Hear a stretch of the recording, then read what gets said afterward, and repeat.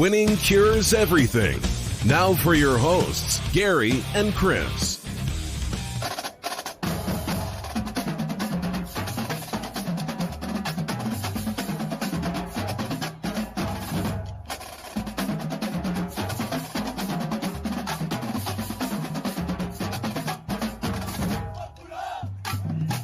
Welcome in. Winning cures everything. It is, what is today? Wednesday? Wednesday, June 10th? It is Wednesday. I normally write this crap down. I didn't today. But it's June 10th. I'm Gary. And I'm Chris. And we got a lot of football stuff to discuss today. Good gracious. Before we even get into anything else, right before we went on, holy macalamus. Michael just jumped into the chat. Hold on, I'm going to read this whole thing. What's up, fellas? Watched yesterday's show. Quick correction: Colorado State is in Fort Collins. Yes, I figured that out afterwards. It was spur of the moment. I said Colorado Springs. I know that's where Air Force is. My apologies. He said, I've been to Canvas Stadium. It's amazing. New Belgium has a bar in the north end zone. Come down and check out the Rocky Mountain Showdown. Colorado Stadium is built against the mountains in Boulder. Personally, I think it's the better of the two. You might be right. I don't know one way or the other. But either way, Michael is in the chat. The Brown Yeti is in the chat. You can be in the chat, too. We are live on YouTube, Facebook, Twitter, whatever. Hold on. Facebook, Periscope, Twitch, and YouTube. Did I say them all? I think I got them all. Sure. Yeah, we're live on all those. Yesterday, we had a blip. That was because of the streaming service that we use to get out to all these different platforms. So they have assured me they have got it corrected and whatnot. So we're going to roll on. Luckily, we were recording everything, so we got the videos posted. We got the podcast posted. Everything was good to go. You can go back and watch yesterday's show if you would like to. WinningCuresEverything.com is the website. All of our picks, previews, podcasts, videos, social media platforms, etc. Everything that you want to know about us is right there. As I said, you can subscribe. You can jump into the chat. It'll be right there in the left corner of your screen if you're watching the show live. If you're listening to the podcast or you go back and watch on replay, look, just send us a tweet. Leave a 5-star review on the podcast with your question, whatever. If you want to get in the conversation and you got something you want us to talk about, bring it up at any of those different locations. We will do it. We'll talk about whatever you want us to. The show is brought to you by Tunica, Mississippi, the South's premier sports gambling destination. They have got 6 incredible sports books. You can find more information on them over at tunicatravel.com. They are open. They are alive and rocking and rolling and all that fun stuff. And they want you to come down and have a good time. So they got a bunch of policies, procedures, etc. Set up. You can find them all over at tunicatravel.com. Before we went live, Chris, did you see that NASCAR has it? I mean, just super fast. Bubba Wallace came out and said, we don't need Confederate flags anymore. And NASCAR today, before the race tonight, said, yeah, you're right. We're not going to allow Confederate flags. Now, Bubba's been saying this for a couple of days now. Yeah. And Bubba's driving if the race goes tonight because it might get rained out. But if the race goes tonight, Bubba Wallace, they've already painted the car and everything. So this is the Black Lives Matter car. They've been working on this. They got a Black Lives Matter car. It's beautiful. It's awesome. And it is large part of the color scheme and emblems on the car, which tells you this. They forwent large sums of money from other sponsorships to make this the priority of the car. That's a big deal in NASCAR. NASCAR's got a long way to go when it comes to this. All racing sports do. And I didn't know that they went ahead with the Confederate flag. I agree with that. I think it's time. And yeah. Yeah, I think I agree with you. It wasn't that I didn't believe that it was the right move. I was just shocked that they did it. Like I didn't believe that they would actually do it, and I'm glad to see people making good decisions. I'll just say that. So yeah, no, I'm with you. Ben said can't stay, but don't even mention Stidham in the same sentence as Tua later. So Ben can't stay today, but we'll get to that. Michael said also, I'll meet y'all in College Station anytime you want. Kyle Field, one of the best football atmospheres around. Yeah, we want to get there. We want to get down there. We will check it out. So yesterday's show, for those of you that did not catch it, we went back and went through our bucket list college football stadiums that we have not been to that we would like to go to eventually.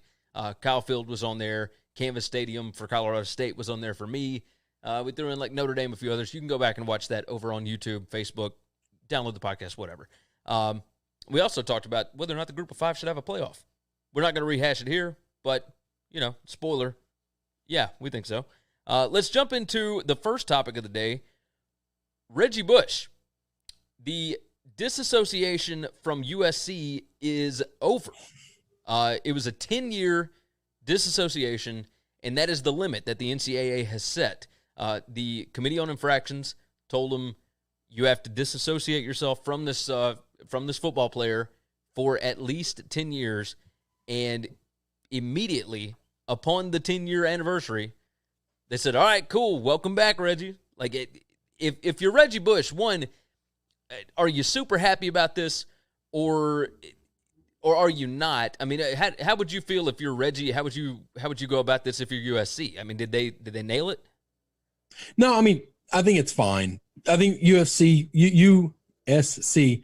is fine to acknowledge the fact that this is over and welcome him back, or try to welcome him back. If I'm Reggie, if that was a school I went to, yeah, I'd be excited about being able to be associated with them again. It's not the school that imposed this; it's the NCAA. So, yeah. Well, it'd be different if the school threw him under the bus. Okay, then we'd have different feelings about things. But the school didn't do that. Michael jumped in. He said, "So glad to see Reggie is back. Was wrong to even be suspended." Yeah, I think so. Especially with all the stuff that we know about college athletics now, for this to have gone down, 2006, 2005, whatever it was. I mean, it's over a decade ago. Give the man his Heisman back. He didn't do anything. I don't. The NCAA is not doing that. Heisman committee's not doing that. I don't think they will, but I think they should. I agree. Oh, completely agree. I think the whole thing's just ludicrous. So, it sucks. But I'm glad that we've at least got this. Reggie Bush said, "I've dreamed of this day for 10 plus years, and I'm excited to come home." There you go. The director of athletics, Mike Bond, said, "When I was hired to represent the Trojan family as the director of athletics, I committed to listening and learning before leading. Throughout this process, by the way, a lot more people should do that. A lot more people should listen before they lead. Just saying. Throughout this process, one of the consistent themes that emerged from my discussions was how much Reggie Bush means to our former players, USC alumni, and fans everywhere. I've enjoyed getting to know Reggie and so many of his teammates, and I'm pleased his disassociation has ended so that we can welcome him back to our family. I'm confident that Reggie will use his incredible platform and influential voice to support and empower all of our student athletes." Yeah, I'm with you. Well said. Good question. Athletic director and director of athletics, it's the same thing, right? Yes, same thing. Okay. Director of athletics, athletic director, same. We have an assistant to the regional manager situation here in USC. Come on. Something along those lines. Well, I think he called it something different. When I was hired as the director of athletics, come on. You're an athletic director. Just say it. Yeah. Just say it. Okay. Trying to make your job seem swankier than it is so you can get a little bit bigger check. Pretty much. So basically what happened, once the 10-year period is over, according to CIO procedures, the NCAA will no longer, quote, monitor or enforce the disassociation, and will give schools the freedom to decide how to proceed, whether that is to extend the disassociation or to end it. So USC, once that 10-year mark hit, they said, all right, cool, welcome back. It's been 10 long years. I like seeing this. I thought it was a good decision. Frankly, it's a pretty easy decision because the man didn't really do anything wrong. He got paid by an agent.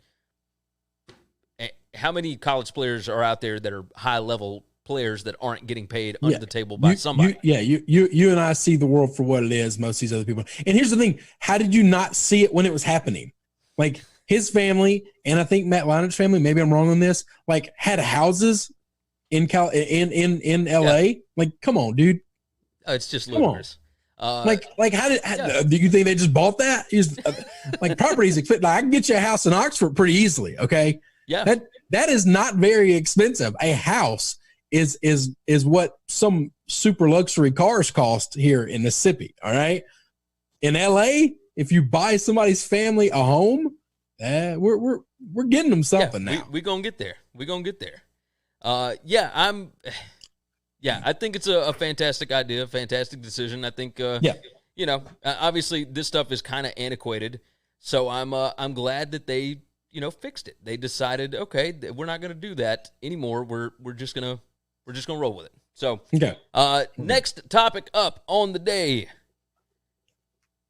Tyson Fury and Anthony Joshua have figured this thing out, and I am pumped about it. I'm ready to see it. I'm gonna go on and play Tyson Fury's thing right quick. It's less than a minute, so let's dive into that. If it'll play, which it won't. This stupid ESPN app. I swear to God. Okay. There we go. He just informed me that the biggest fight in British boxing history has just been agreed. Get up there, my boy! Big shout out, Dan. He got this done. Literally over the line. 2-fight deal.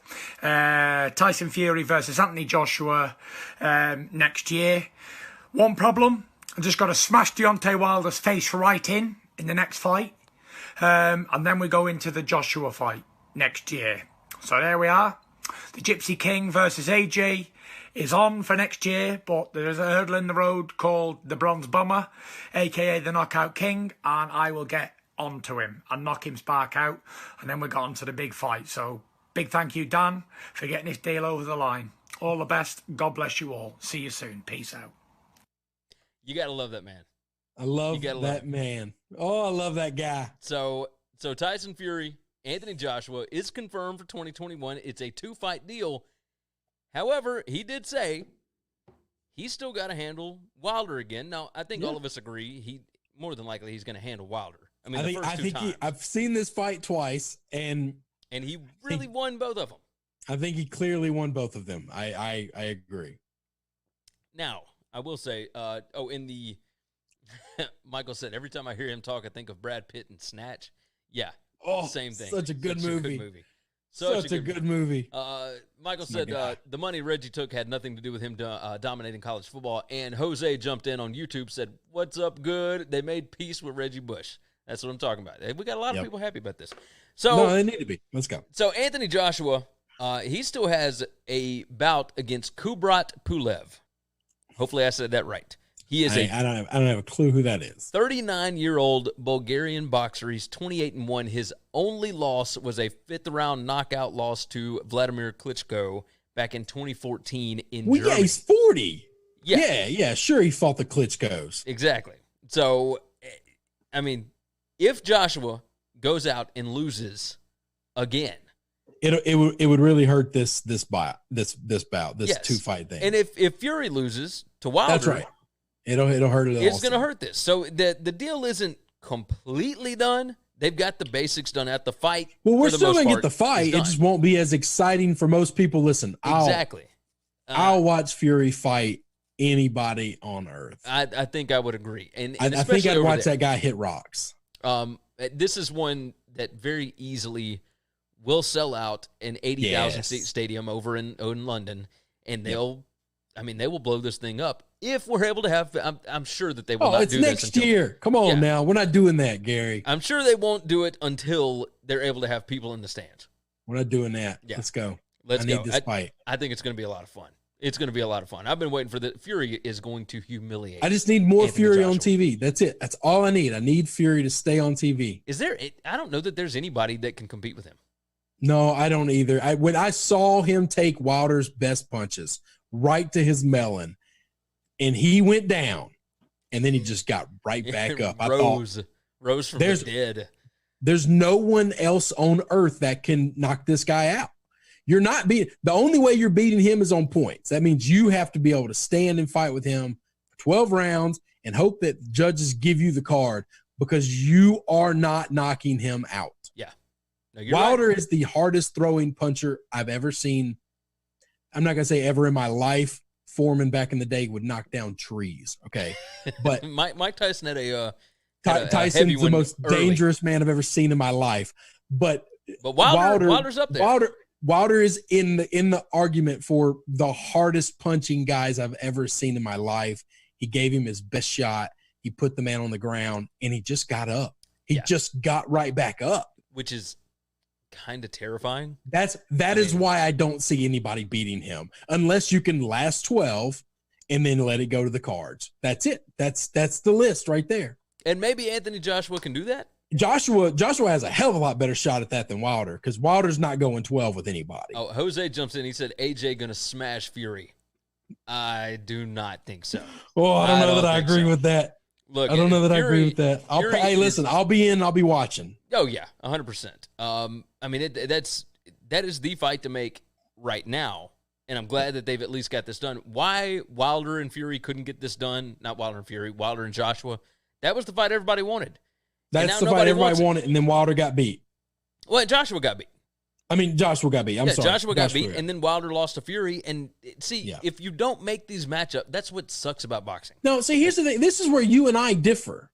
Because Wilder and Joshua would still be an incredibly fun fight to watch. Yes, okay? but it's still a super entertaining. So let's say Fury beats both these guys' ass. Okay. Okay. Why can't we get a Joshua Fury fight? I mean, a Joshua Wilder fight after that. I think neither one of them are champs, and they both lost to Fury twice. Okay, sure, but it doesn't matter. It's still a great fight that would sell the hell out of it. I agree, because those guys are super entertaining. But the deal is the money won't be the same as it was when you had Wilder undefeated and you had Joshua undefeated. The money would have been ridiculous.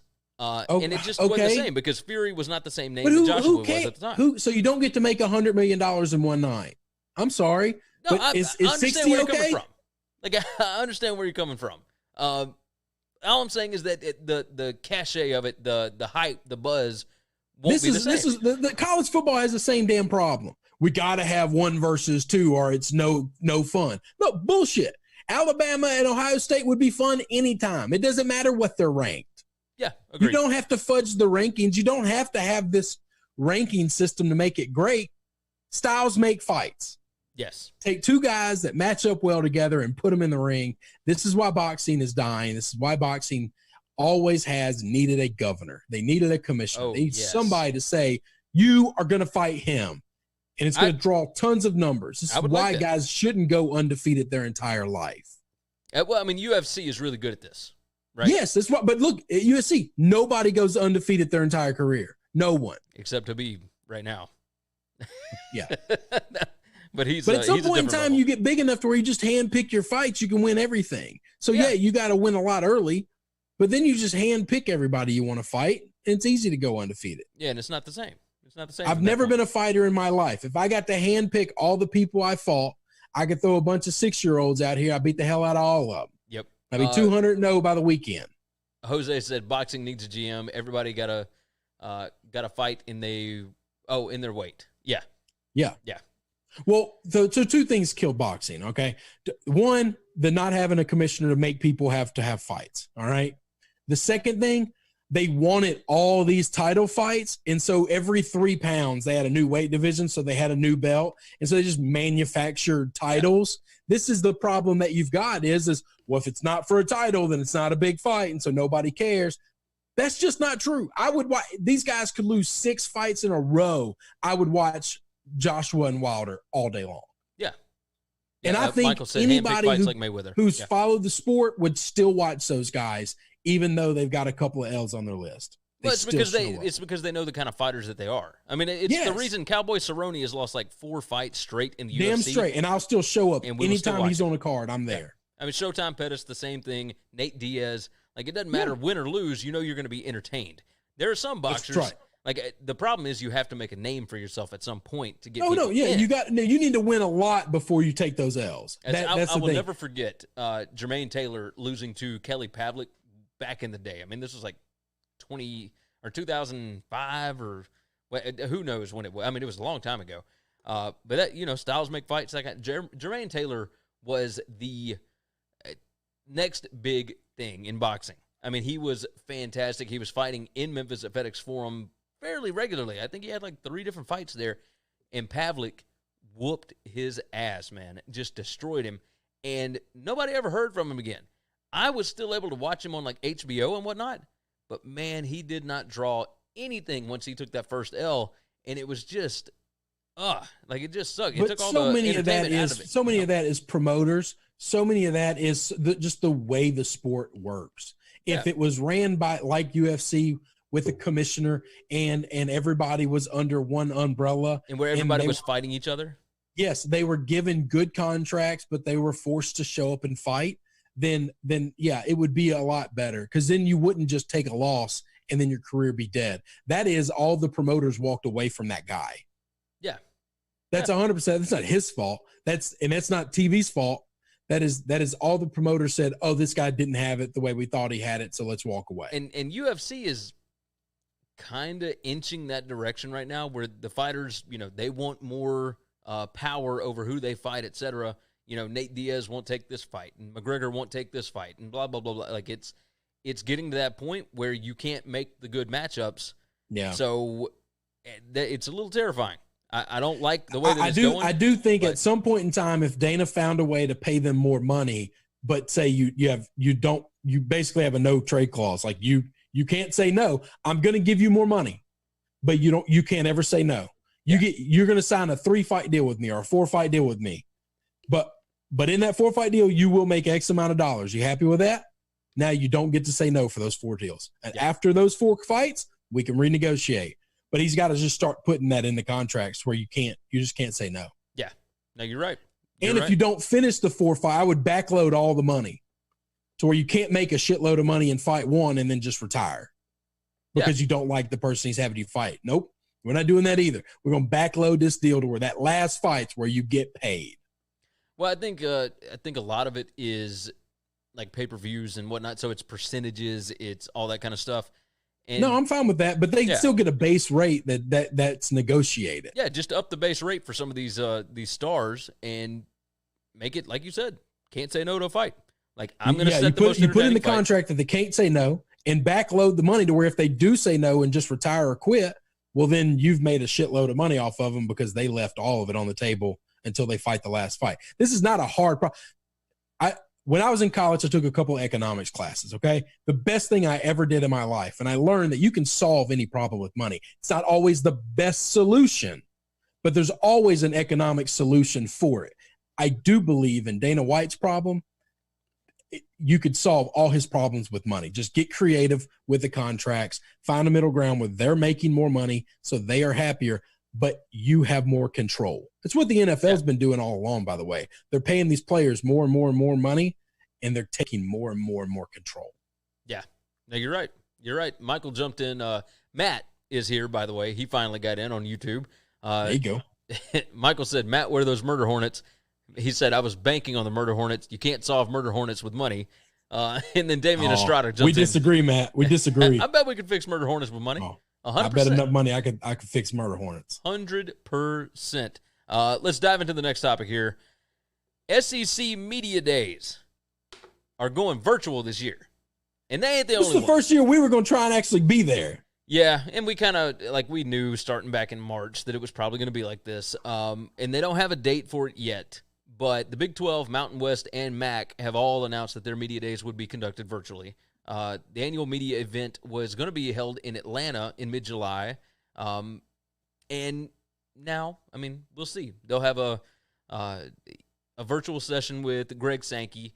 They'll have the 14 head coaches and then players from each school and whatnot, which is going to be one of the most boring things in the world. The reason that you go to media days is to go and schmooze and knock elbows with other members of the media. Like, obviously, you want to get some stories. You want to explain what's happening. But that's how you get stories. The media guys are able to schmooze and knock elbows with a handler of this guy or get an in with somebody, build a relationship, and now I can ask questions. I can get a real story.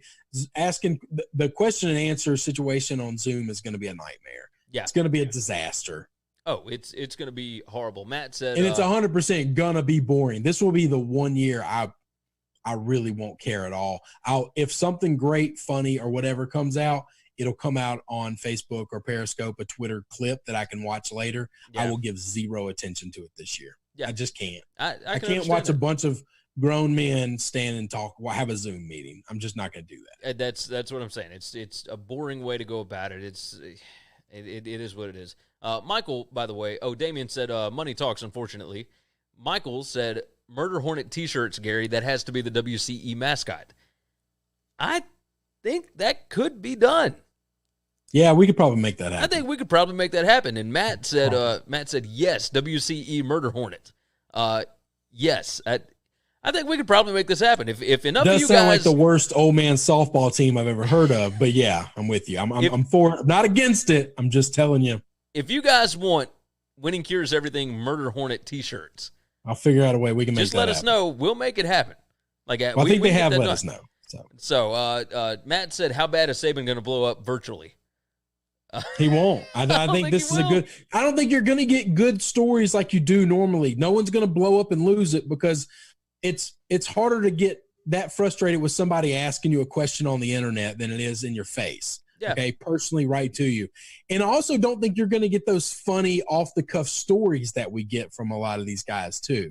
No, they're all going to be in their offices. Like if you get a quote-unquote funny story, it's going to be completely scripted and rehearsed, which means it's going to come off terribly because these guys are not comedians. They're going to half-ass it. They're going to try to be – it's just not going to work. It's going to be bad. Yeah. We are missing out on Sam – what's his last name? Sam the guy from Arkansas. Pittman. I want to say Phillips. That's the man. I would have known it. Sun Records guy. Had you not said Phillips, I would have been fine. We are missing out on Sam Pittman. I need a media day with Sam Pittman. Yes. Let that guy be a star. Yes, sir. Because in the SEC world, he's exactly – listen, he might not be the hero we want, but he's the hero we need.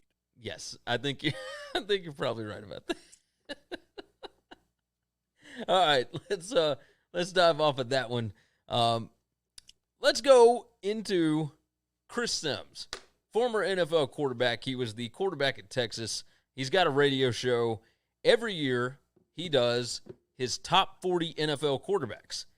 And, obviously his ranking is always a little different. And I understand that. The Brown Yeti said, I wouldn't mind that tee. And Michael said, sign me up for that T-shirt. So we got guys interested. I think we could probably come up with a pretty good design. I think we'll do that. Yeah. So the big story today is on his radio show. He started discussing why he has Jarrett Stidham ranked ahead of Tua Tagovailoa. He doesn't even have Tua in his top 40.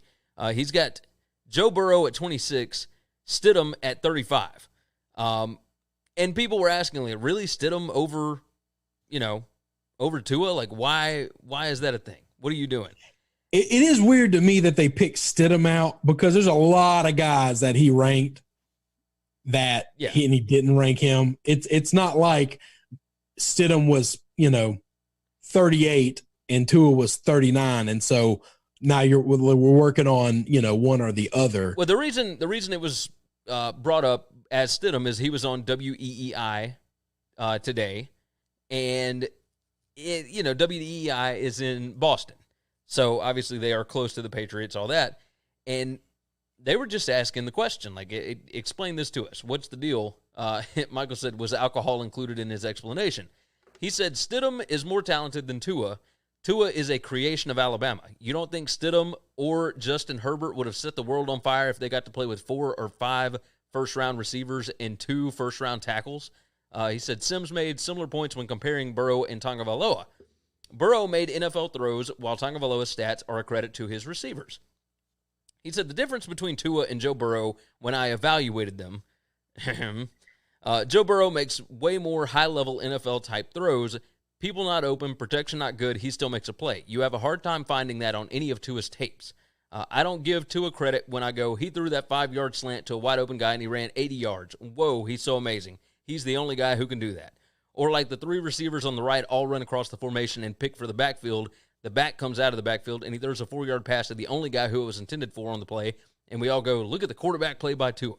He said, that's the perfect example of what you're doing for me there. You're giving all the accolades. Alabama kicks the crap out of everybody for the last 15 years with all these quarterbacks that aren't great, but now you want to tell me Tua is the greatest thing since sliced bread. I don't agree with that. I will go ahead and tell you this, and I don't know if you agree or not. I think this is one of the laziest takes you could possibly have. And I think that this is just to get news. This is just to get attention because there is no way that you could possibly look at tape and not see that Tua is a better quarterback than Jarrett Stidham. The film shows it. Like it's not, and not even Stidham at Auburn, because we understand that he was handcuffed in that Auburn offense. If you go and look at the film from when Stidham was at Baylor, that's more of a comparison to Tua being in Alabama. And Tua is the better quarterback. And I understand Stidham was only a freshman at Baylor, but that was the same kind of offense and whatnot. We get that. The film will tell you, the stats will tell you, everything will tell you, if you're just talking about talent alone, which is what he said. He said Stidham is more talented than Tua Tagovailoa. That's just not true. And there's no possible way that you can explain it other than to say, oh, well, all he does is throw slants. Like, that's just not the case. If you go back and actually watch Tua throw the football, he was the most accurate quarterback in the country.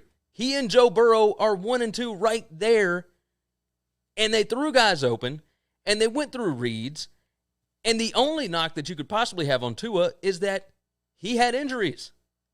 Like, give me your side of this, because I know that I have a little bit of a bias, but I also know to call a spade, and I think this is crap. There's multiple ways to look at this. First off, if you know Chris Sims at all, Chris Sims has a history of hot takes that are very against the grain. He at once said that Tom Brady is not in his top 5 of quarterbacks all time, and he listed off like a bunch of guys that were really good at the time, and he was like, Andrew Luck's going to be better than him, and Ben Roethlisberger is going to have a better, and this was in 2014. It's like, come on, get. Like, he likes saying things that gets fan bases pissed off, and he usually goes after large fan bases because you're a follower of Clay Travis. If you piss off a group of people, all those people start listening to you, reading you, following you, and all your advertisers care is how many eyes are looking at you, how many ears are listening to you. They don't really care if they like you or not. And so Chris Sims has a history of doing this, 1. 2, we're going to look at the word talented. There's no way to completely measure the fact that Tua is more talented than Stidham, or Stidham's more talented than Tua. Our eyes tell us Tua's a better quarterback. We have enough history to see Tua is more talented, quote unquote, than Stidham has ever been. Now, does that mean Tua's going to be a better pro than him? No. We don't know that. We absolutely don't have any history or record of seeing that. Is his argument about Tua flawed in he just has so much talent around him? There is some of that, because you could say the same for Burrow. The difference is Burrow was able to always get out of the pocket when nothing is there and make something happen, and Tua rarely did that. Yeah. So that is the difference between Tua and Burrow. I believe that one guy is capable of making something happen, and the other one is, if you put him with elite talent, he will get the most out of that elite talent. But if he has average talent, I don't know how great he's going to be. So I do think that criticism is fair. I don't think that criticism is lazy. It's just a matter of he likes to do these things to piss people off. This is his go-to thing. He's been, and the reason he's going on Boston media is because he has a huge quote unquote following of Patriot fans. They all hate him because for the last 6 years, 7 years, he's been crapping on Tom Brady, talking about how he's not as great. He's a product of the system. He's this, he's that. And really it's just, that's the best way to get attention. Pick the biggest dog in the room and go make fun of them. Yeah. And then all of their haters will come to you. And now you get those clicks, you get those follows, you get those views, and you get all that money. Yeah. No, I think you're right. I think you're right. Michael, he said, was alcohol included in the explanation? Joseph said, can you realistically rank anyone if they haven't seen them play professionally? No, not really. And then Michael said, Joseph, absolutely not, but they have to get paid. Like, it's silly season. You got to talk about something, right? So summertime, not anything going on. Obviously, we're talking about it, so we're bringing more discussion to it. Damian said, in his defense, Tua is an injury-prone quarterback. Yeah, I already said that 100%. Matt said, Tua played on a team with great guys around him. He did not look like he was having to try that hard in games. No, I mean, he made it look easy. It is what it is. Matt said he didn't have to scramble for his life all the time or make crazy passes. The line blocked for him, and the receivers were able to get open. Yes, 100%, 100%, and I get that. Damian said, I wonder if he ate the same pizza that Jordan ate. Michael said, Sims is trying to be a bigger idiot than his dad. Not sure he can get there. Damian said he's been listening to the Ball family a lot. And then Jose closed out, said Joe Burrow threw a lot of balls in the air, and I think wide receivers made amazing plays. There were some of those, but as a quarterback, you have to do that, and you have to put your players in a position to make a play. There's only one separation between Burrow and Tua, and that is simply when guys were covered, which was extremely rare for both of them because of the amount of talent they had. When guys were covered and the pocket broke down, they both had great offensive lines. That didn't happen very often either. Burrow was always able, or more times than not, able to get out of the pocket and do something with it. Yes. And Tua really struggled in that time. The problem is you don't see that happen, but maybe 2 or 3 times a game. Yeah. And there's some games where it didn't happen at all. And so you don't know, is this a thing where Burrow did it great these 6 times and bad these 2 times? And so we think he's unbelievable at it. And Tua did it bad 4 times and great 2 times. And so we don't think he's got 6 chances to have done it in his whole career. Yeah. Because his line's great. His receivers are always open. So you can listen. I used to believe in the philosophy of taking my quarterback from a small school or from a smaller school. I used to always say I never wanted the quarterback from any of these big elite programs because they never knew how to play when they got in trouble. Yeah. Because they always had the best of talent. I do think the game has changed enough to where I disagree with that. But, I don't know. There's still, to this moment right now, Patrick Mahomes is still the best quarterback in football, okay? And he went to Texas Tech where it was tough to play. Yeah. It was not easy to come by wins. He didn't have great wide receiver talent. He didn't have great offensive line. He had a great offensive scheme, but he didn't have any other talent around him. He was it. Yeah, he was able to make plays with guys that used to be my philosophy. Not a lot of guys that are playing in the league right now. Yeah, I looked at Drew Brees and thought the same thing. This dude was elite at Purdue. He's got to be great. Aaron Rodgers, this guy was great at Cal. Got to be great. Like, I used to think that. I do think elite-level football teams are getting better. Yes. The Ohio State quarterbacks that used to flame out in the NFL, the Alabama quarterbacks used to flame out in the NFL, the LSU quarterbacks used to flame out in the NFL, those guys are not flaming out anymore. No, because the offenses have changed. Those teams have completely changed. Now, all of those advantages that the smaller schools had, the bigger schools have taken them. You used to just be able to beat teams. I think the competition that they're playing, to think that these kids are playing at an elite level from the time they're in junior high. Yeah, and that's the difference. While they might not struggle a lot at college, they faced adversity in high school. They've been reading defenses the way you never read defenses in high school before. 100%. So they know what they're doing. The intelligent level of the game is so much different. And it's year-round now. And they have specialized quarterback coaches, et cetera, that teach them this stuff. We just live in a different world to where, not that those smaller school guys can't be great still, I no longer am looking there for my quarterback. Yeah, you're right. Joseph Gomez jumped in and said, when is Chris making a cameo on HGTV's Hometown? They have redone half the houses in Mississippi. You got the call? Yeah, I kind of wish I could get those guys cheese, man. If they got a little bit closer up north, I'd be hitting them up to do their floors. There you go. Michael said that whiskey looks a little light, Gary. It's almost gone now, and yeah, I had 3 ice cubes that all melted in it. So, what do you want me to do? It's a hot day in Mississippi, guys. Yeah, there were 3 big-ass ice cubes, and now they're gone. Like, what you want me to do? Man. Damian said, I can see him being better than Trubisky, but not Tua. And then Matt responded to that, said the quarterback for the University of Montana School for Blind Women is better than Trubisky. You watch Trubisky come out and beat Foles this year. Like, go out, watch Trubisky end up winning that job and looking good and just making all of us look fools. That's just not going to happen. Damian said, only because Mahomes won a Super Bowl, that doesn't really make him a great quarterback. If Mahomes didn't win that Super Bowl, he is still the best quarterback in football. Damian, man, come on now. That's a tough take, man. It's a tough take. Yeah. I got to know who you think the best quarterback in football is. Michael said knocking a quarterback for playing with talented guys is a lazy analysis. Yes, 100%. No, I do agree with Gary. The take is lazy. The take is strictly to get clicks. It is not just clicks. It is strictly to go after the massively large Alabama fan base, to get all those Alabama boys to click on it, watch his videos, listen to his radio shows, follow him on Twitter so they can hate on him, and his advertisers say, holy shit, this guy has grown his audience over the last 3 months.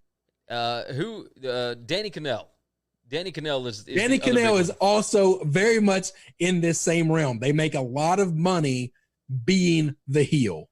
Let's see, Danny Kanell on Twitter. I'm just curious because he works for CBS now. He got let go by ESPN. He moved to Sirius Satellite, and then he got picked up by CBS. And the reason he got picked up by CBS, he's got 335,000 Twitter followers. And that's just I bet like one over microcosm. 150 of those are SEC fans That are hating just on want to hate on his ass. Yeah. Now, I unfollowed him years ago. If he didn't take shots and pick on the largest fan bases in the country, then he would lose half his followers overnight. Oh, 100%. 100%. So, I mean, that's really all he's known for. Like, he's not really known for analysis. And the downside is advertisers don't realize that half of those people listening to those guys are never going to listen to them to buy any product they want. Yeah. I used to be the asshole that if I was hate listening to someone and I heard them advertising for something and I needed that product, I found the competitor of that product and bought it, regardless of how good it was or not. There's a lot more people like that than you think. But I'm not buying what those bastards are selling because that guy's a jerk to me. Yeah. And you know, that somehow I wish there was a way advertisers could realize what your audience actually is. Yeah. No, absolutely. And there's no way to. I mean, there's no way. No, because there's all not. you can They measure just- is really engagement. They use the clicks and they use the views and they use the listens and downloads, and that's it. Yeah. Now And those guys get a bunch of them because everybody in Alabama is listening to it right now. Michael said, I'm a Denver guy, and I even give Mahomes credit. Matt said, Danny Kanell looks like he's trying to launder money from his legal owl smuggling operation. And then Joseph Gomez said, Foles over under 5 games before he gets hurt. Injuries have held him back the last few years. I'll take the over on that. I'll take the over on that. I think last 5 year was a games fluke. isn't a lot. Yeah, last year was a fluke. Like I don't know if you gave me 8 out of taking it, but I'll take over 5. Yeah, I mean, I could see him playing at least 6. He hasn't lost many years because of injuries. He lost those playing time because he was the backup and took the starting role. Yeah. Last year was kind of the anomaly. When he left Philly the first time, he just got beat out. Like, He just wasn't good enough to be the starter. It Yeah. wasn't that he got hurt. This isn't the Sam Bradford situation. Damian said Trubisky would be a better water boy than a quarterback. Oh, well, maybe. yeah, he'd be a hell of a good water boy. Yeah, I could believe that. Got long arms. He could pass that drink all the way over. You got that right. You got that right. Let's dive into the last topic of the day. Arch Manning. And yes, you know the name. Arch Manning is the nephew of Petyon and Eli. And from what everybody says, and obviously he was only a freshman in high school last year. He's going to be a sophomore this coming season. Arch Manning, heading into his sophomore season, hit a growth spurt. Everybody thinks that he, let's see. Oh, Michael's talking about Dalvin Cook. We'll get to that here momentarily. Hang on, Michael. Don't leave. So Arch, he's the son of Cooper Manning. He's the nephew of Petyon and Eli. Everybody seems to think that he could be the best of all the Mannings. Better than Archie, better than Petyon, better than Eli. And everybody's got a, everybody has their own opinion of who is better, right? Petyon or I don't Eli know that we all whatever. have an opinion. I think we clearly think that Petyon is one of the top All-time 5 to best, 10 quarterbacks of all time.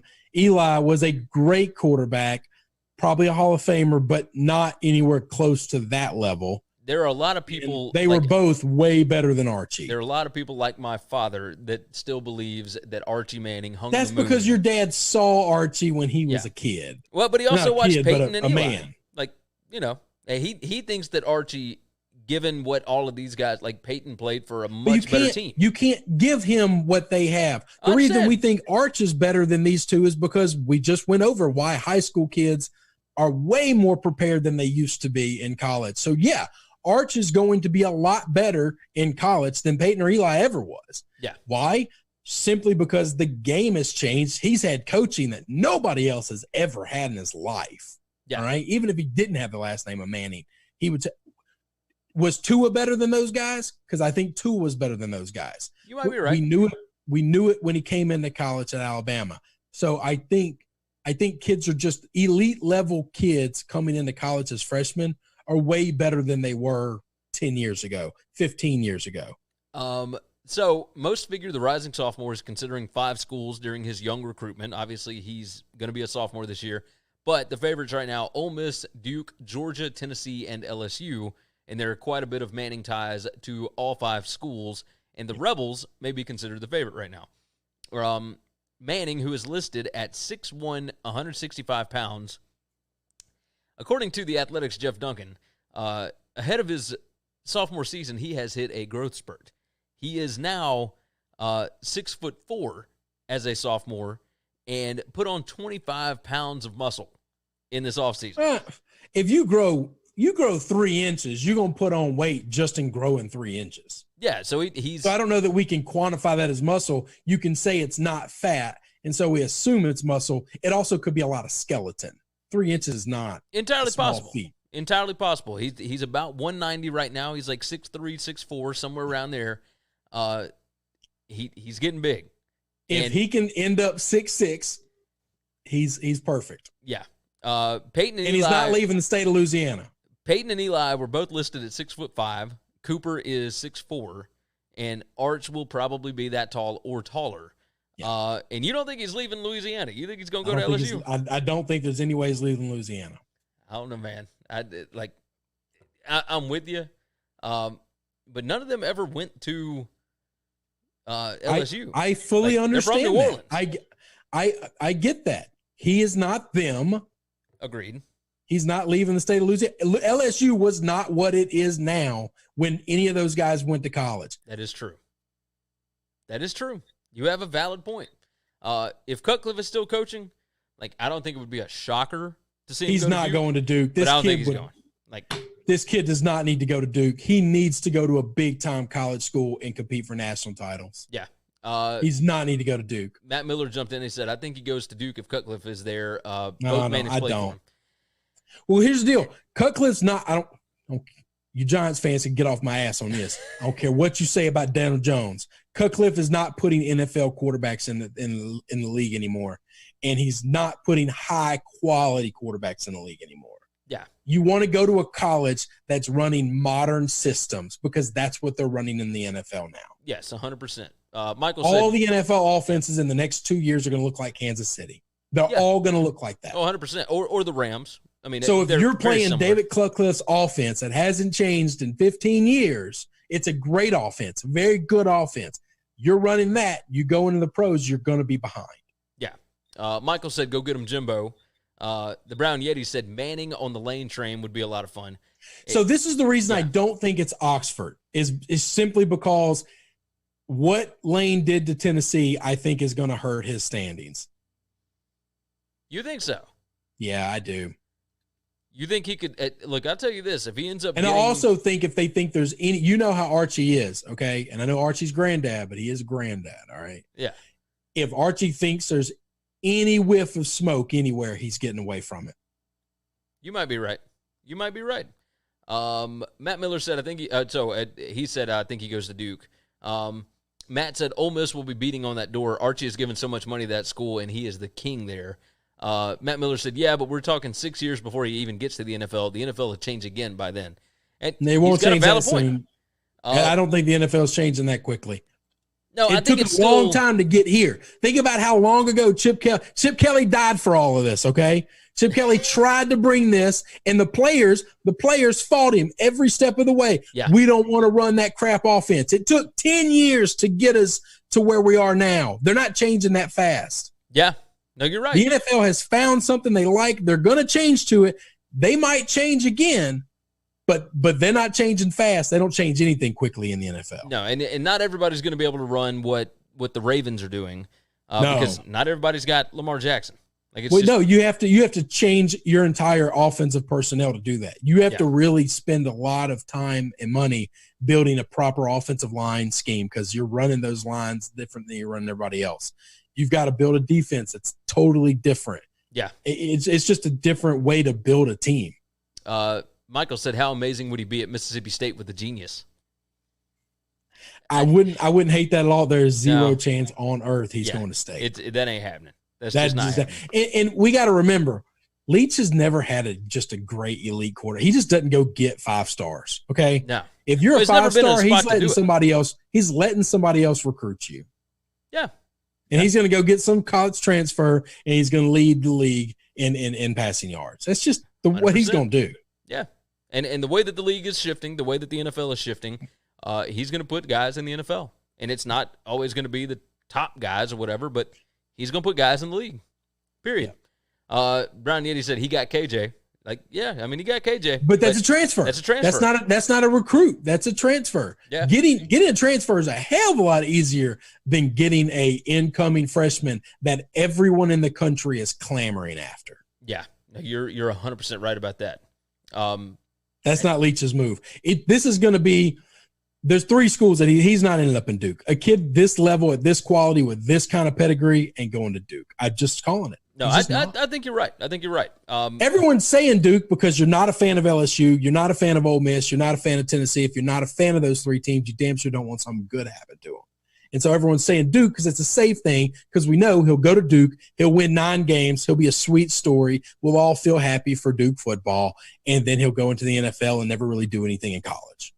Yeah, pretty much. Nobody wants that. We want him to win a Heisman. He's not winning a Heisman at Duke. I think the reason Eli went to Ole Miss had to do with Cutcliffe being at Ole Miss and Archie being so tied in with Ole Miss. 100%. And I mean, Eli grew up an Ole Miss fan. Eli grew up watching his dad, or maybe not watching his dad, but seeing the highlights of his dad, seeing Cooper play at Ole Miss. Eli was the little brother. He went to Oxford and went to games all the time there. Yeah. No, I think Eli would have picked Ole Miss if Cutcliffe wasn't the coach. I don't think that we can put everything on the Cutcliffe train. No, but that's what I'm saying is it was the perfect marriage. Like it made it that much easier to go to Ole Miss because he was already there. Like, you didn't have to worry about it. So, but one could also say if a little bit better coaching than Cutcliffe, Ole Miss probably could have won an SEC title. Matt Miller said, he said Leach may not even be there in 3 years, and then the name Manning can make you win a Heisman anywhere. The brand is too strong. Yeah, I mean, look, it can get you in the conversation. The way he will be in the conversation the time he's a starter. The problem is they don't have the weapons. We just talked about how valuable it was for Tua and Burrow. You got to have dudes to throw to. Those guys aren't going to Duke. They're just not. Period. Javon Chase, Ruggs, Judy's, those kids aren't going to Duke. No, not to play football. They're not. Nope. You are correct. You're playing in front of 100,000 people every week. They're not going to play in front of 30. No, you're dead on. All right. I think that's going to wrap up the show. Anything happened that we need to talk about? I'm trying to look for breaking news, and I don't see anything. So I think we're all right. All right. You guys have been fantastic. All you guys in the chat, Matt Miller, Michael, the Brown Yeti, Matt, Damian, Joseph, etc. Everybody, you guys have been fantastic as always. We always appreciate you hopping in the chat. You drive the conversation, and we can't thank you enough for that. Everybody, make sure you are subscribed to the podcast. When things like yesterday go down and the restream and whatever else decides to cut out, the podcast is still going to be there. So make sure you subscribe. Make sure you leave a nice comment, a nice review on Apple Podcasts. 5 stars. We would appreciate that. Michael said, thanks, fellas. Yeah, thank you guys. You make the show. It's a lot of fun to do this every day, and we are supremely grateful and thankful for you guys that tune in. That's going to wrap it up. As always, go to winningcureseverything.com, go to tunicatravel.com, and take care of yourself. Take care of each other. We'll see you again tomorrow. Thanks for checking out Winning Cures Everything. If you want to keep up with us, hit subscribe on YouTube or your favorite podcast app. Visit the website at winningcureseverything.com, or you can like us on Facebook or follow us at Winning Cures, at Gary WCE, or at Chris B. Giannini on Twitter. Share out the show, leave a nice review, and make sure to comment